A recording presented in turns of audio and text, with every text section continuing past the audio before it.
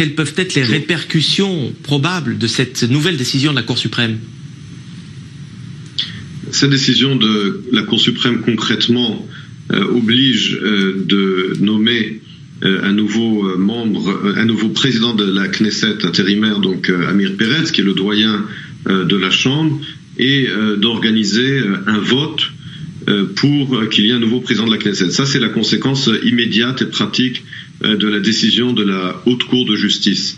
La conséquence à plus long terme est qu'il y a là effectivement un renversement dans la séparation des pouvoirs, une ingérence de la Haute Cour de justice dans les procédures de la Knesset, puisque c'est finalement le pouvoir judiciaire qui impose au pouvoir législatif, donc aux représentants du peuple, la gestion du Parlement. Mais pourtant ce remplacement, cette succession de Yuli Edelstein au perchoir, c'est la majorité parlementaire qui veut l'imposer. Pourquoi vous parlez d'ingérence?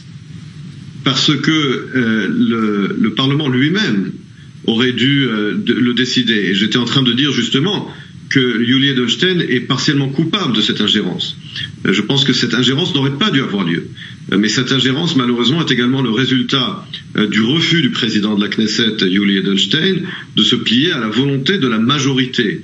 Et ce qu'a dit la Cour suprême, c'est que le président de la Knesset a l'obligation de respecter la volonté de la majorité, ce qui est vrai, mais ce qui est lamentable, ce qui est dramatique, je dirais, c'est qu'on en soit arrivé là et que ce soit le pouvoir judiciaire qui finalement impose au pouvoir législatif, qui est la source de la souveraineté nationale, sa volonté. On n'aurait pas dû en arriver là. Et les responsabilités sont partagées. Ça veut dire, Emmanuel Lavonne, qu'aujourd'hui ou au plus tard dimanche, on devrait connaître l'identité du prochain président du Parlement, que la majorité parlementaire va donc prendre la main les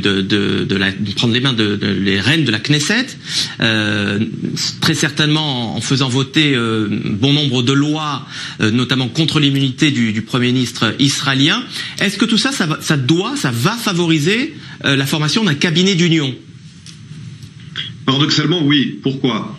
Parce que plus donc cette majorité de 61 députés prend le contrôle des différentes commissions de la Knesset et fait élire son propre président de la Knesset, eh bien, elle pourra également légiférer.